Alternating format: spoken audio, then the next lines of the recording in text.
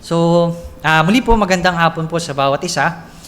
Yung talata po natin sa John chapter 8 verse 31 to 36. So, kung titingnan po natin, kagaya ng binasa kanina, throughout ng ministry din ni Christ, may kita natin na hindi lahat ng nakapakinig ay nakaunawa. Hindi lahat ng nakapakinig din ay sumampalataya. So hindi lahat ay tinanggap yung katuruan ni Jesus Christ. So kung titingnan natin sa verse 31 to 32, ang tunay na disipulo ni Kristo, sabi diyan, ay humahawak sa kanyang katuruan. At kung titingnan natin sa passage na ito, mayroong dalawang uri ng tao na binanggit si Jesus Christ. Una, yung mga mananampalataya, the believers or the free man. Pangalawa po, yung unbeliever or yung mga alipin, slaves. So, tingnan po muna natin kung ano yung mga alipin and paano ba nga ba sila naging alipin. So, mahalaga na makita natin kung ano ba yung problema ng sangkatauhan o yung problema para mas matanggap natin at ma-appreciate natin kung ano yung solusyon na ipinakikita ni Jesus Christ. So, it is important that we know and understand the problem first before we can accept and appreciate the solution to the problem. So, ang tanong, bakit nga ba nagkaroon ng alipin? At sino o ano yung umalipin sa tao? So sabi diyan, kung ating babasahin, sabi doon yung kasalanan. Kung atin pong babasahin, sa verse 34 pa lang, sinagot na ni Jesus Christ, baka tandaan ninyo, ang gumagawa ng kasalanan ay alipin ng kasalanan. So meron po tayong tatlong major point na tatalakayin sa hapon pong ito. Una, yung slavery of sin, na makikita natin sa verse 33 to 34. Pangalawa po, yung kalayaan na naki Kristo or freedom in Christ sa verse 35 to 36. At pangatlo po, makikita naman natin sa verse 31 and 32 yung tunay na disciple ni Christ. Ayan, so baka manibago po kayo, isinimulan ko po yung topic natin ngayon, yung pag-aaral natin, sa verse 33, 34, 35, 36, then saka tayo babalik doon sa 31 and 32. Ayan, so, sa first major point po natin, yung slavery of sin. So, verse 33 and 34, ayan nyo po, nabasahin ko po muli kung ano yung sinasabi dito. Sabi po, sumagot sila, kami ay mula sa lahi ni Abraham, at kailanmay hindi kami naalipin ni numan. Paano mo masasabing palalayain kami? So, dito pa lamang po, makikita natin na dahil sa pagkaalipin sa kasalanan, namumuhay, kumbaga evident yung pride sa buhay ng mga taong ito. So, sa verse 33, sinasabi dito, sumagot sila, kami mula sa lahi ni Abraham. Sila na nagsasalita dito, na sumagot kay Jesus, sila yung mga hindi tumanggap sa katuruan ni Kristo. Sila yung nagko-question doon sa katotohanang itinuturo ni Kristo. So dahil ang mga tao ding ito ay nagsasabing sila nga ay galing sa lahi ni Abraham at kailanman hindi naging alipin. In verse 37, pinatotohanan naman ni Jesus Christ na totoo yung kanilang sinasabi nang sabihin nilang sila nga ay tunay na salinlahi ni Abraham. At ang salinlahi ni Abraham ay maliligtas. Sabi sa Galatians chapter 3 verse 29, at kung kayo'y kay Kristo, kayo'y mga anak ni Abraham at tagapagmana ng mga pangako ng Diyos. Ngunit, bakit ang mga taong ito o yung mga Pariseo that time during ministry ni Christ, bagamat nakapakinig sila, bagamat salinlahi ni Abraham, ay hindi naligtas?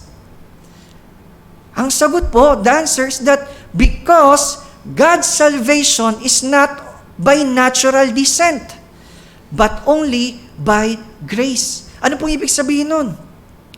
Ang kaligtasan daw po ay hindi dahil ninuno natin si Abraham sa dugo, at laman. Pero sabi dito, but those who have faith and believe in Christ are the true descendant of Abraham. Kaya nga sabi doon sa Galatians chapter 3 verse 29 again, at kung kayo'y kay Kristo, whether Hudyo man o Griego o Hintil, kung kayo'y kay Kristo, kayo'y mga anak ni Abraham at tagapagmana ng mga pangako ng Diyos. So again, salvation is not by natural descent, but only by grace. So sila ay naging mapagmataas, naging prideful nang sabihin nilang sila ay mula sa salinlahi ni Abraham at kailanman hindi naalipin ni numan. Kaya't hindi nila nakita na si Kristo ang daan tungo sa kaligtasan. Si Kristo yung daan upang sila ay mapalaya sa pagkaalipin sa kasalanan. They did not even believe when Jesus said that I am the way, the truth, and the life in John chapter 14 verse 6. So ang lesson and application po sa tagpong ito, maliban na basagin ng Diyos, durugin ng Diyos yung pagmamalaki sa puso natin, pagmamalaki sa ating mga sarili, hindi natin magagawang sumunod sa Diyos. Hindi natin magagawang magpakumbaba sa Kanya. Hindi natin makikita ang ating kahinaan, ni hindi natin malalaman yung ating pagkaalipin dahil sa kasalanan. Patuloy tayong magmamalaki sa Diyos, kagaya ng mga taong ito.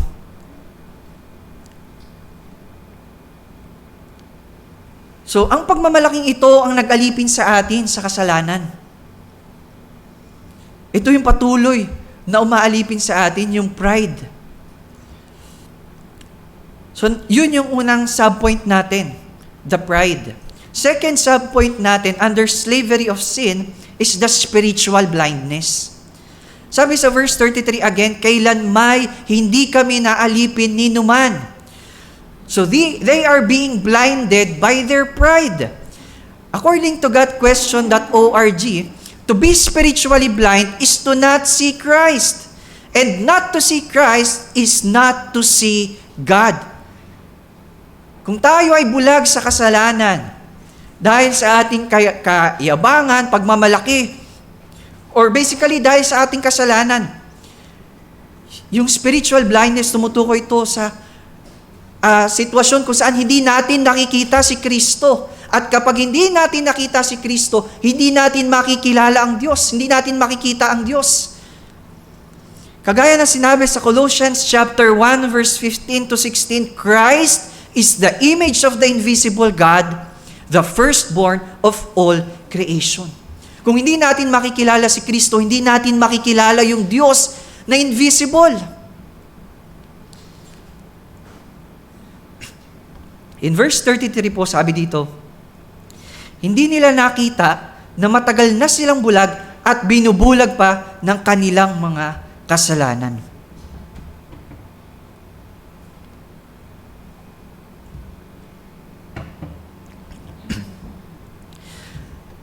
Dahil sa kasalanan, mahirap para sa isang tao na aminin na siya ay nagkasala.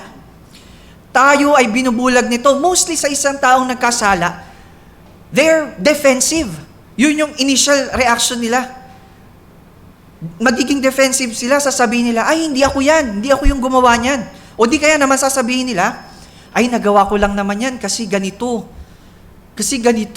ganyan. Kasi si ganito kaya ganito yung ginawa ko, kaya ko lamang nagawa yon. So nagiging defensive sila. Imbes na aminin sa kanilang mga sarili na sila ay nagkasala.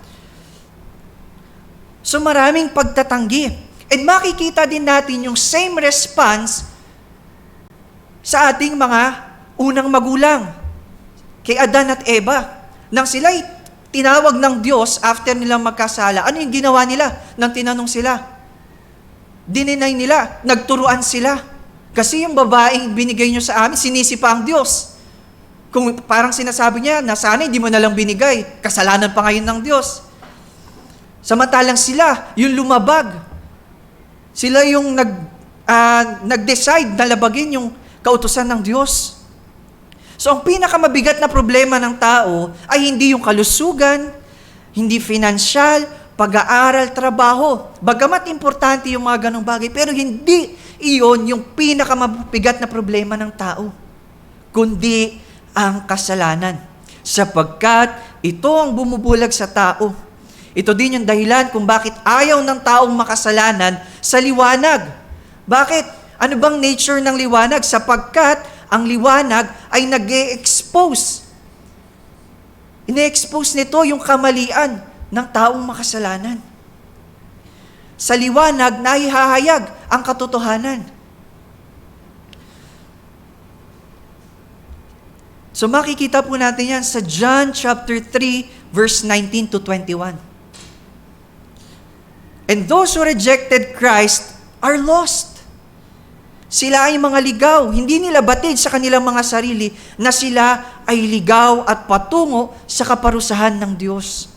Romans chapter 2 verses 6 to 8.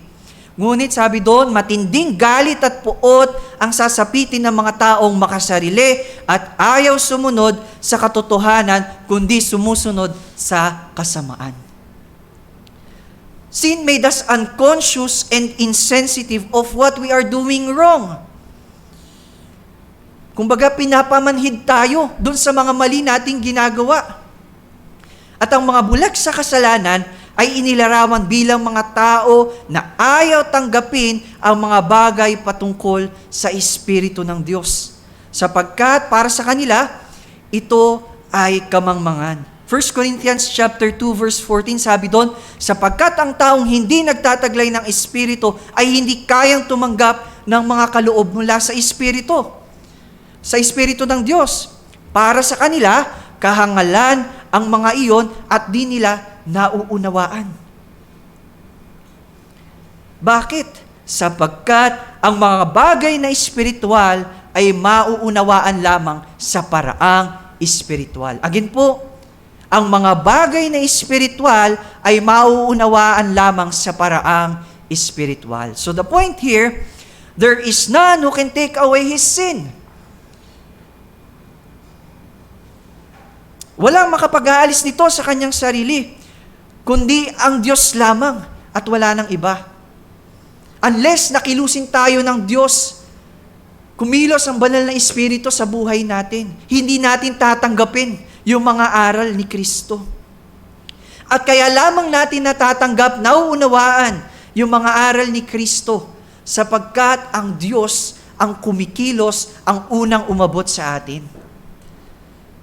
So nothing of man, but all of God.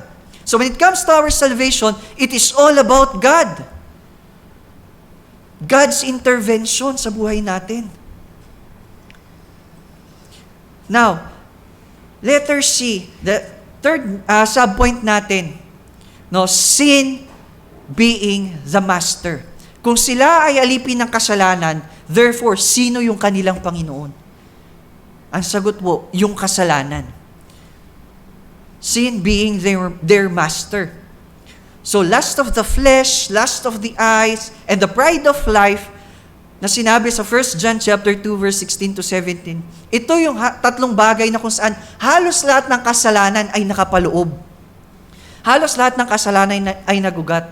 Ito rin ang dahilan ng pagkahulog ni Adan at ni Eva sa kasalanan.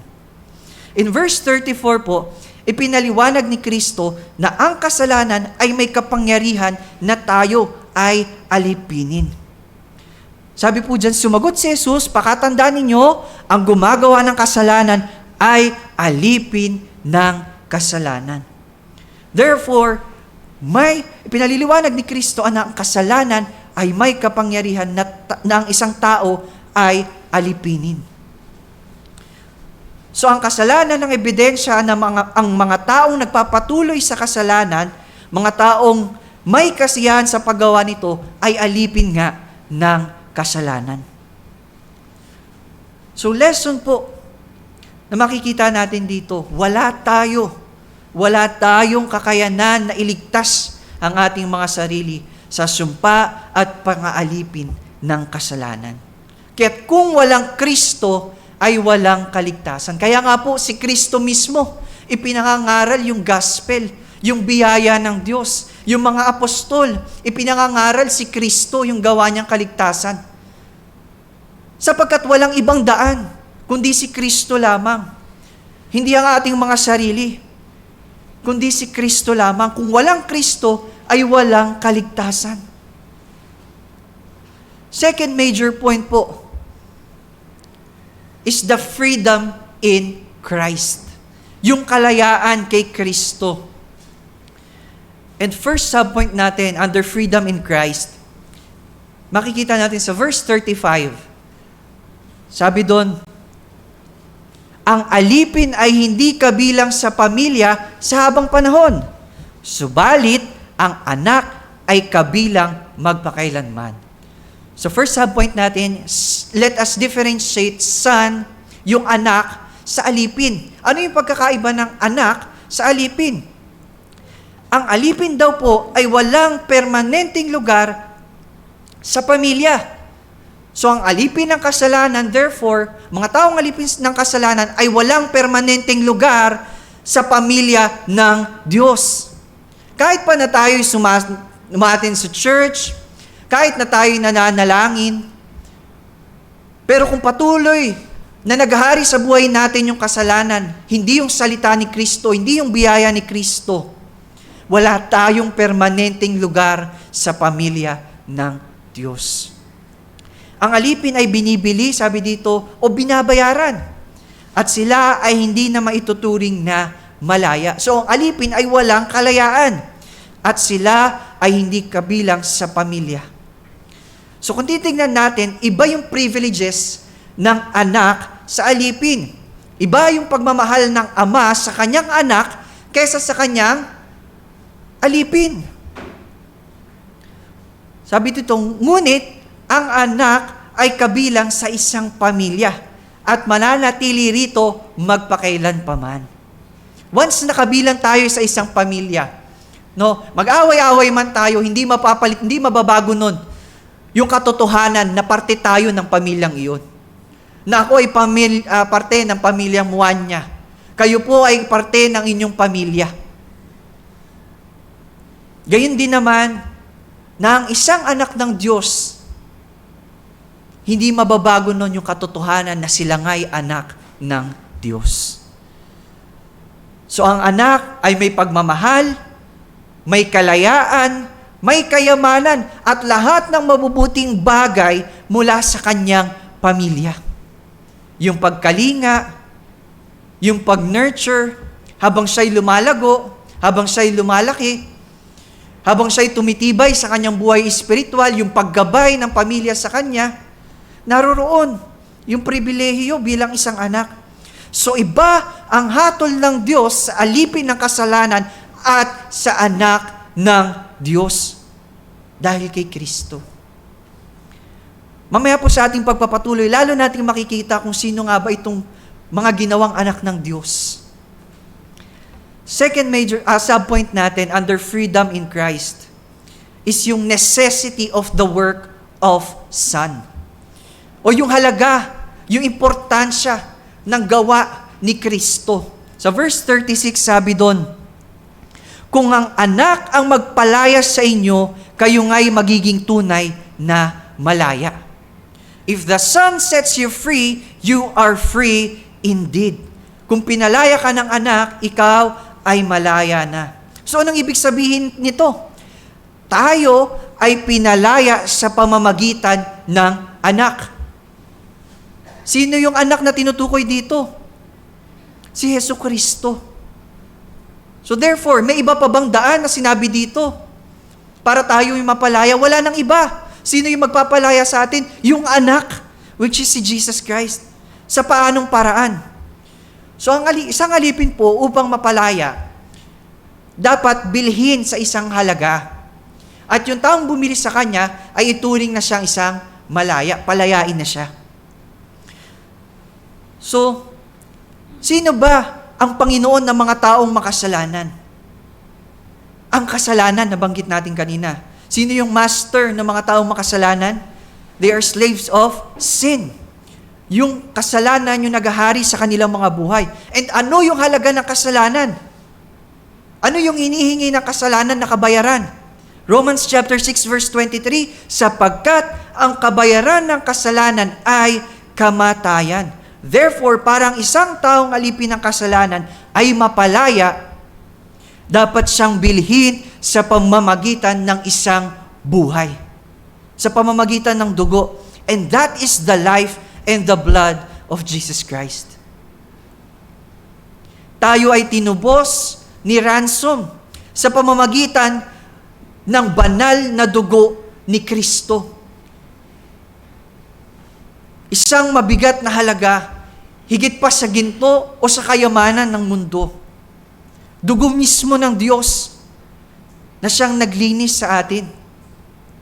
Ephesians chapter 1 verse 7, in Him we have redemption through His blood. Again, Ephesians chapter 1 verse 7, in Him we have redemption through His blood, the forgiveness of our trespasses according to the riches of His grace. So bakit ang anak ang magpapalaya sa atin? Sapagkat siya ang nag-alay ng kanyang buhay upang tayo ay mapawalang sala. 2 Corinthians chapter 5 verse 21.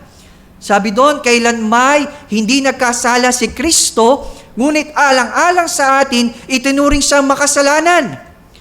Para sa pamamagitan niya'y maituring tayong matuwid ng Diyos.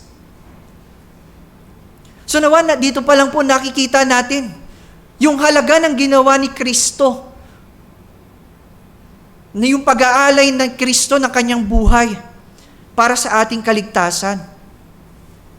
Nawa, naunawaan natin kung bakit mahalaga ang gampanin ni Kristo sa planong pagliligtas ng Diyos. Because without the shedding of blood, there is no forgiveness. Without the shedding of blood, there is no salvation. Hebrews chapter 9 verse 22. And hindi lang basta dugo ng kahit na sino o maging ng hayop. Kagaya before. There is a standard na sinet ng Diyos. May pamantayan ang Diyos. At hindi kayang abutin ng tao yung pamantayan ng Diyos. Walang nakaabot doon sa kaluwalhatian ng Diyos, sa standard na sinet ng Diyos, para ang kasalanan ay mapatawad. Pero dito, si Christ, yung perfect sacrifice. Kung paanong before, yung mga tao, nag-aalay sila ng mga hayop sa templo na gawa ng tao. But this time, Jesus Christ came to the court of God in heaven upang ialay yung kanyang buhay. So there is a standard set by God for the forgiveness of sin in His heavenly court. The sacrifice must be perfect, better than the animal sacrifices. Hebrews chapter 9 verse 23 to 25. Sabi doon, dagdag na po natin yung 28, sabi doon, ngunit higit na mabubuting handog ang kailangan sa paglilinis ng mga bagay sa sambahang nasa langit. Sapagkat si Kristo ay hindi pumasok sa dakong banal na gawa ng tao at larawan lamang ng tunay na sambahan. Sa langit mismo siya pumasok at ngayoy nasa harapan siya ng Diyos at namamagitan para sa atin. So hindi natin kayang maging tagapamagitan para sa ating mga sarili. Kailangan ng perfect sacrifice.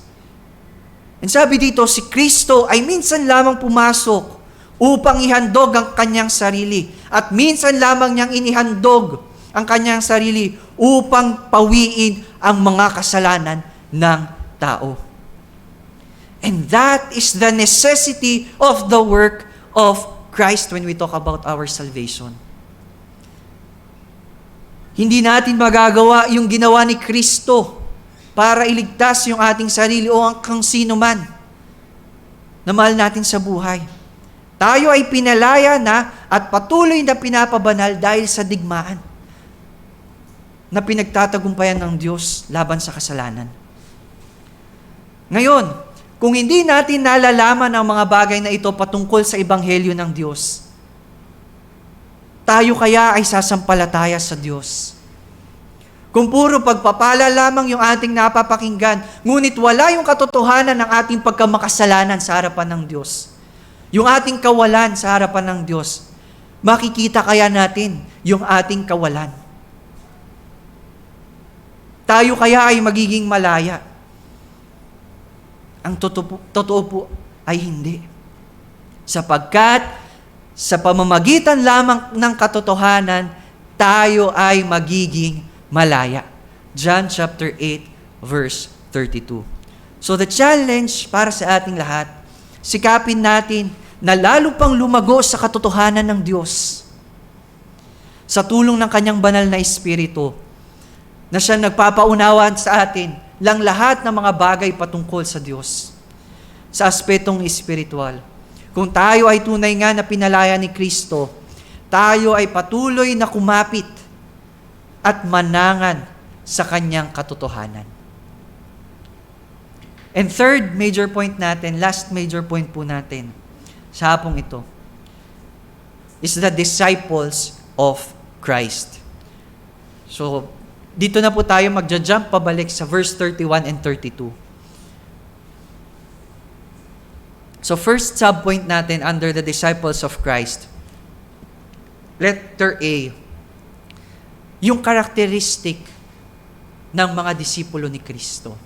Characteristic of Christ's disciple. In verse 31, sabi dan, "If you continue in my word, then you are my disciples." So, ang katangian ng isang tunay na alagad ni Kristo, disipulo ni Kristo, ay nagpapatuloy sa Kanyang mga salita.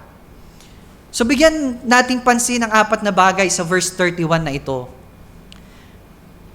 Una po, mayroong mga tao ang nagsasabing sila ay kay Kristo o nagsasabing sila ay mananampalataya, kahit ang totoo ay hindi naman. Ngunit sa ating mga tao, hindi natin malalaman kung sino ang mga taong iyon. So many have claimed, but Christ did not commit Himself to them, for He knew all people. So hindi na kailangang may magsabi pa sa Kanya tungkol sa kanino man, sapagkat nalalaman ni Kristo ng Diyos ang nasa isip ng lahat ng tao. John chapter 2, verse 24. So sa ating mga tao, hindi natin makikilala, so hindi natin pwedeng i-judge yung tao na hindi agad siya mananampalataya. Pero darating yung time na ang Diyos mismo yung mag-o-open ito. Ayan. And second, nabigyan nating pansin, pangalawa na bigyan nating pansin, dapat din nating isipin na mayroong mga disipulo na bagamat mahihina, ay totoong mga disipulo ni Kristo. So hindi po laging malalakas, hindi po laging, porket ikaw malakas, lahat na ng mga kapatiran malalakas. So, lagi po nating isaisip na bagamat sila'y totoong alagad ni Kristo, may times na sila din po ay nanghihina. Pero makikita natin na sila'y talagang kay Kristo sapagkat sila ay nagpapatuloy sa Kanyang mga aral. So may mga pagkakataon na sila'y nanghihina, ngunit bilang mga kapatid sa pananampalataya, tayo ay marunong umabot sa kanilang mga kaluluwa. Pangatlo po na nais kong bigyan po natin ng pansin sa verse 31. Ang mga tunay na disipulo ay nagpapatuloy, sabi ni Christ. Hindi lamang sila basta nakapakinig, nanalangin, pero sila'y nagpapatuloy. Nagpapatuloy saan? Sa salita ng Diyos. Kahit na tila napakasakit na ng salita ng Diyos, tila bumabaon na sa ating mga puso. Pero tayo ay nagpapatuloy sapagkat dito tayo lumalago. Nakita na natin yung halaga ng katotohanan ng Diyos. So ang challenge po para sa atin, lagi nating isipin na kapag tila masakit na yung salita ng Diyos para sa atin, ibig sabihin, may tinatabas ang Diyos sa ating mga buhay. Huwag nating iisipin na tayo pinipersonal ng ating kapatid. Sa halip, lagi nating isipin, marahil may itinuturo ang Diyos sa ating mga buhay. Huwag natin itong i-reject. Sa halip, idalangin natin sa Panginoon na tulungan tayo na alisin yung bagay na iyon na siyang gustong tabasin ng Diyos sa buhay natin. Marahil, mga bagay, mga paniniwala natin sa buhay, mga bagay na pinangahawakan natin, mga bagay na, or even yung ating mga karakter. So ipanalangin natin sa Panginoon na tulungan tayo na matutunan yung aral na nais niyang ituro sa atin. Na alisin yung mga bagay na nais niyang alisin sa buhay natin. Tulungan tayo na malampasan yung pagtatabas na ito ng ating Panginoon. Lagi nating isipin na kung paano ang halaman ay lalong nagiging mabulaklak o mabunga kapag ito'y tinatabasan. Gayon din naman tayo sa ating buhay pananampalataya. So ganun kaimportante yung salita ng Diyos, yung katotohanan ng kanyang salita. So, reminder din po para sa atin, those who seem willing to be Christ's disciple, sino man na tila nagnanais na maging alagad ni Kristo, not necessarily para magministeryo o maging tagapagturo, pero yung nagnanais na maging kaisa ni Kristo ay dapat maging aware na ang pagsunod kay Kristo ay panghabang buhay. According kay Matthew Henry, ganito yung sinabi niya, ang sino man na nagnanais makipagtipan kay Kristo o makipag-isa kay Kristo ay dapat walang pagdadalawang isip sa kanyang gagawing pagsunod. Hindi po ito yung magbaback out tayo kapag humirap na yung sitwasyon.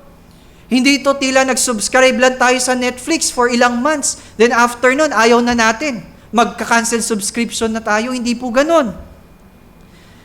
Hindi po ito tila nag-enroll tayo sa isang school, then after 4 to 6 years, graduate na tayo, tapos na.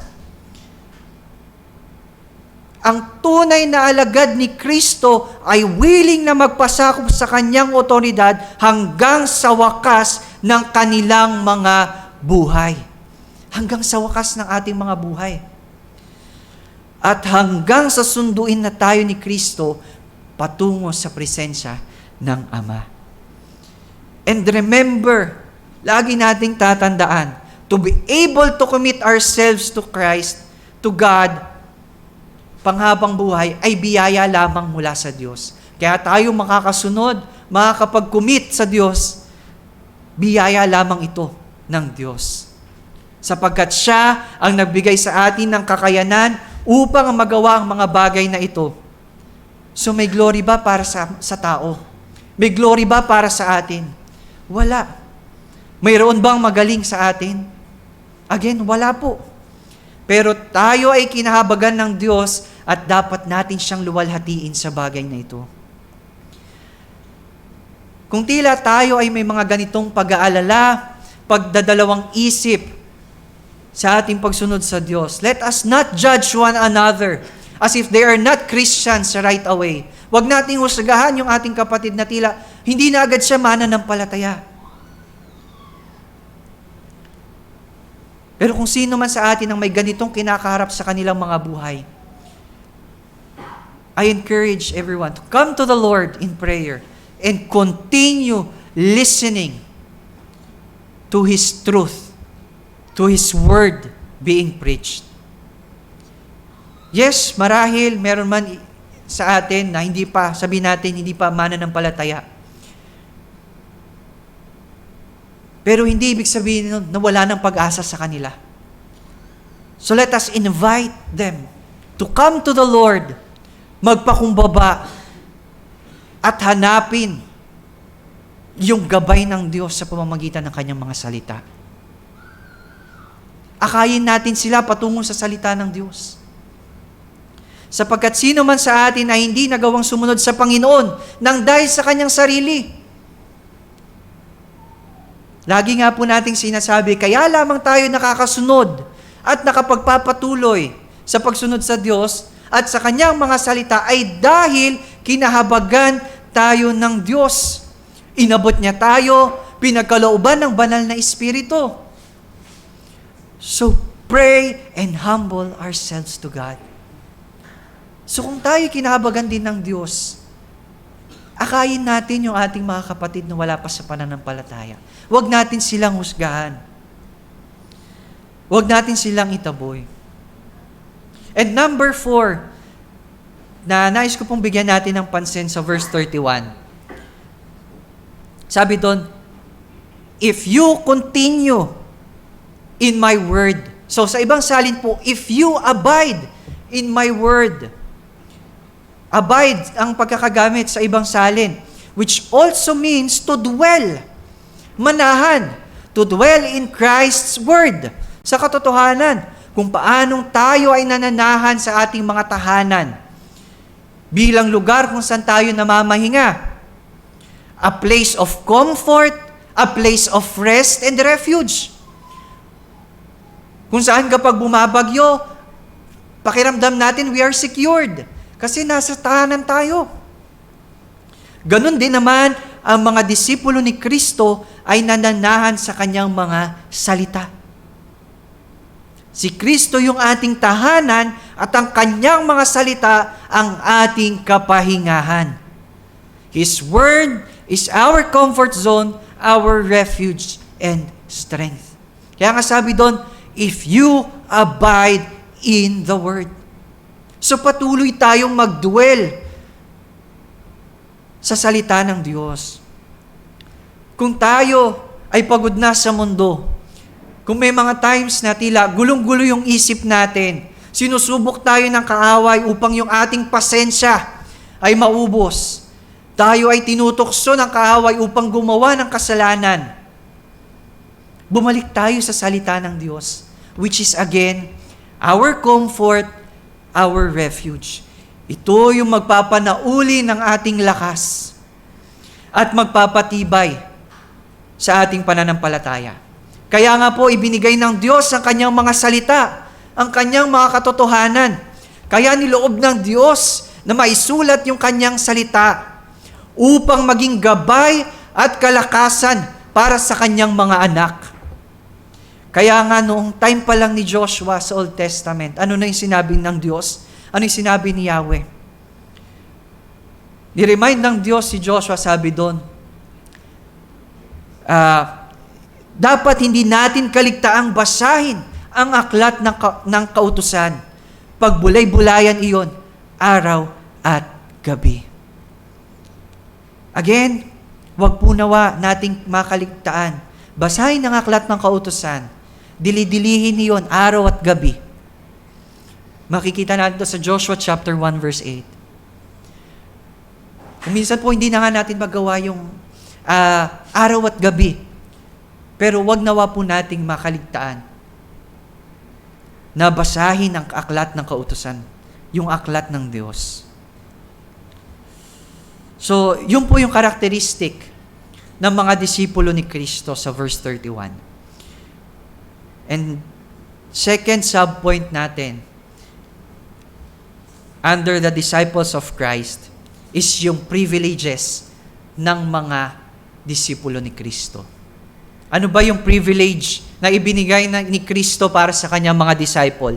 Verse 32 sabi diyan, dalawang matamis na pangakong binanggit ni Kristo para sa kanyang mga disipulo. Sabi doon, verse 32, kung inyo pong babasahin, makikilala ninyo ang katotohanan at ang katotohanan ang magpapalaya sa inyo. So para sa mga disipulo, una, sabi doon, makikilala ninyo ang katotohanan. You shall know the truth. So mahalaga na malaman natin ang katotohanan dahil ito ay kapakinabangan para sa atin bilang mga mananampalataya. At ito rin mismo yung magpapatibay kung sino yung ating sinasampalatayanan. We must know the certainty of it. Paano natin mamahalin ang Diyos kung hindi natin siya nakikilala? Paano natin sasampalatayanan ng Diyos kung hindi natin siya nakikilala? Ganon din naman, paano natin mamahalin ang isang tao kung hindi natin nakikilala? Same application with this one. Kaya niloob ng Diyos na maisulat yung kanyang mga salita, niloob ng Diyos na mabasa ito sa kanyang templo, upang maipahayag kung sino siya, upang makakilala ang tao kung sino nga ba ang Diyos. And we must know the certainty of it. And let us take note na kahit tayo yung mga tunay na mananampalataya na, marami pa din ang mga katotohanan hindi natin nalalaman. Maraming mga bagay pa rin ang dapat nating matutunan, lalo na patungkol sa Diyos. Tayo ay mga anak ng Diyos at bilang anak ng Diyos, dapat din natin maunawaan na kailangan natin ang pagtuturo ng ating Ama, yung paggabay ng ating Ama. Kaya rin naman tayo tinawag na disipulo kasi tayo ay tinuturuan ng Diyos. Kung alam na natin ang lahat ng bagay, lalo na patungkol sa salita ng Diyos, hindi na natin kailangan ng tagapagturo. Hindi na natin kailangan na maging disipulo pa tayo ni Kristo. Pero dito, pinapakita ni Kristo na hindi nga natin alam. Kailangan natin na maging disipulo niya. At kailangan natin na magpatuloy sa kanyang mga salita. Sabi dito sa verse 31, ang disipulo ay patuloy na tumatalima sa salita ni Kristo. Therefore, ang discipleship ni Christ sa atin ay hindi natatapos. Sapagkat kahit kailanman, hindi natin maaabot yung lawak ng karunungan ng Diyos. Romans chapter 11, verse 34 and 36, who can fathom the mind of God? Or whom can claim to be His advisor? For all that exists originates in Him. Nagmula sa Kanya, comes through Him, and is moving toward Him. So give Him the glory forever. Amen. Kaya kailangan natin ang patuloy na paggabay ng Ama sa ating buhay. Kailangan natin yung discipleship ni Christ through His words. Kasi maraming bagay pa ang hindi natin nalalaman. And this lifetime will not be enough for us to know everything. Again, brothers and sisters, this lifetime will not be enough. Will not be enough for us to know everything. Higit ang mga bagay patungkol sa Diyos. So kailangan natin patuloy na mag-aral, patuloy na makinig ng salita ng Diyos. And pangalawang privilege na ipinagkaloob ni Kristo sa kanyang mga disipulo. Una, nakita natin, you shall know the truth. Malalaman ng mga disipulo ang katotohanan. At mahalaga na malaman ang katotohanan sapagkat, pangalawa, ito ang magpapalaya sa atin. So ang katotohanan itinuturo ni Kristo ay nagpapalaya ng tao. Just like in Isaiah chapter 61 verse 1 na binanggit kanina, ang Espiritu ng Panginoong Yahweh ay sumasa akin sapagkat ako'y kanyang hinirang, sinugo niya ako upang dalhin ang magandang balita. Upang dalhin ang magandang balita sa mga inaapi, upang pagalingin ang mga sugatang puso, upang ipahayag sa mga bihag at sa mga bilanggo na sila'y lalaya. So yun yung magandang balita. Ang magandang balita na ito ang magpapalaya sa tao. So ano ba itong katotohanang itinuturo ni Kristo na magpapalaya sa tao? Katotohanan ito na tinuturo ni Kristo ay ang tao ay nagkasala at sumalangsang sa Diyos. Sila ay tinuring na patay at alipin ng kasalanan. At dahil sa mga ito ay wala silang pag-asa malibang kahabagan ng Diyos. Kung meron man po sa atin na wala pang tunay na pagkakilala sa Diyos, nais ko pong bigyan diin ang bagay na ito. yung tinuturo ni Kristo na magpapalaya sa tao na tayo ay makasalanan. Tayo ay sumalangsang sa Diyos. Tayo ay itinuring na patay at alipin ng kasalanan. At dahil sa mga ito, wala tayong pag-asa, malibang kahabagan tayo ng Diyos. At mahalaga din na maintindihan natin kung bakit mahalaga yung gawang pagliligtas ni Kristo na nabanggit natin kanina. Sapagkat hindi natin kayang gawin sa ating mga sarili na humarap sa hukuman ng Diyos sa langit at ipawalang sala yung ating mga sarili. It requires a perfect sacrifice. At yun si Kristo. At yun si Jesus Christ. So isang magandang halimbawa kung bakit kailangan natin ng katotohanan. At ito yung magpapalaya sa atin. Tingin po ba ninyo, tayo po kaya ay mag-e-enroll sa isang school kung alam na natin yung tinuturo dito? Tayo po ba ay hihingi ng tulong kung para sa atin hindi naman tayo nangangailangan ng tulong? Tayo po kaya ay magpapagamot kung naniniwala tayong wala tayong mga sakit? At higit sa lahat, tayo po ba ay nangangailangan ng kalayaan kung hindi natin nakikita na tayo ay alipin? Alipin ng ano? Ng kasalanan. So justification of Christ o pagpapawalang sala ni Kristo sa hukuman ng Diyos ang siyang nagpalaya sa tao mula sa kanyang sala, kung saan ang mga salang ito ay nakalaan sa kahatulan ng Diyos. So kung wala ang Kristo at harap tayo sa hukuman ng Diyos, ang lahat ng ating mga kasalanan, yung guiltiness, we are guilty para sa kahatulan ng Diyos.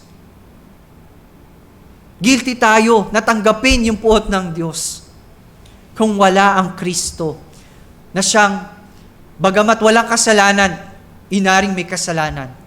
Siya na yun, naghumarap sa Diyos Ama at nagsabi, nag-alay ng kanyang buhay. Para ang sino man nasasampalataya sa Kanya ay hindi mapahamak, kundi magkaroon ng buhay na walang hanggan.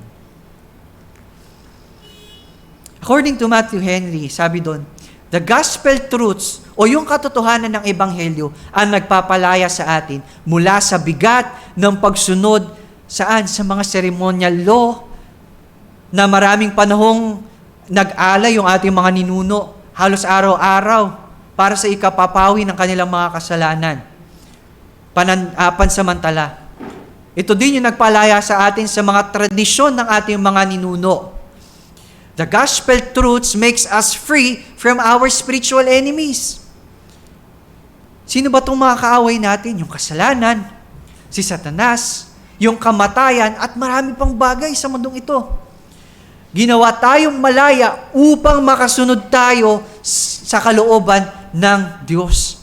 At malaya upang tanggapin ang pribilehiyo o karapatan ng mga itinuring na anak ng Diyos. Again, ginawa po tayong malaya upang magawa nating sumunod sa kalooban ng Diyos. At ginawa tayong malaya upang tanggapin yung mga pribilehiyo o karapatan ng mga itinuring na anak ng Diyos. So ang tunay na mga pinalaya ay ang mga taong nakita ang kanilang pagkaalipin sa kasalanan. Nakatagpo ng kapatawaran sa Diyos at natuto at nagpapatuloy sa kanyang mga salita. So in the end, for our conclusion, tayo po ay nakapagpapatuloy sa ating buhay pananampalataya sa tulong lamang at gabay ng ating Diyos na siyang pumili sa atin noong una pa lamang at siyang tumawag sa atin sa kasalukuyan upang gawin yung kanyang kalooban. So alisin natin. Alisin nawa ng Diyos yung pride sa ating mga buhay. Alam ng Diyos na tayo ay mahihina and we are prone to wander, sabi sa isang kanta. We are prone to sinning. Yet God never leave us nor even forsaken us. We were made free indeed because of the Son, our Lord Jesus Christ, made us free. Hindi na tayo mga alipin ng kasalanan. We were no longer slaves of sin, but we are now children of God. Yun na yung estado natin sa harapan ng Diyos. Hindi na tayo mga makasalanan, kundi mga anak ng Diyos dahil kay Kristo. So I challenge each and every one of us today, this afternoon, let us all continue to live as children of God, whom He disciples continuously. Again, let us continue to live as children of God, whom He disciples continuously sa pamamagitan ng Kanyang mga salita. So kahit na masakit, let us continue to be Christ's disciples. Let us continue na matuto sa salita ng Diyos. And by doing so, may God be glorified in our lives. So Diyos po ang papuri, tayo po ay manalangin. Salamat po muli, Panginoon, sa inyong mga salita na aming napagbulay-balayan. Unang-una sa lahat, kami po ay nagpapasalamat. Niloob nyo, Panginoon, na maisulat, mailathala ang inyong mga salita upang kami maabot ng inyong biyaya, Panginoon. Upang kami, Panginoon, ay magkaroon ng kalayaan, Panginoon, mula sa sumpa ng kasalanan.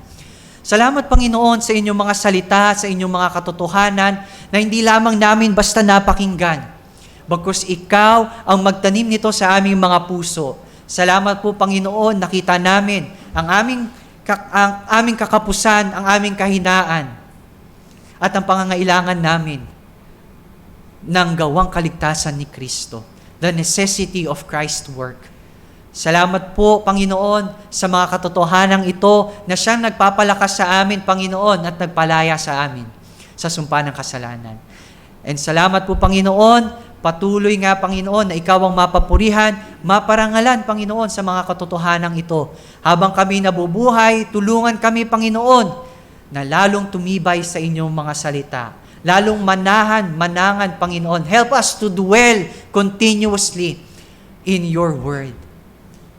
Maraming salamat po, Panginoon. Bigyan mo po ang bawat isa ng uhaw sa inyong mga salita at nawa ikaw din ang pumawi nito sa pamamagitan ng katotohanan ng inyong mga salita.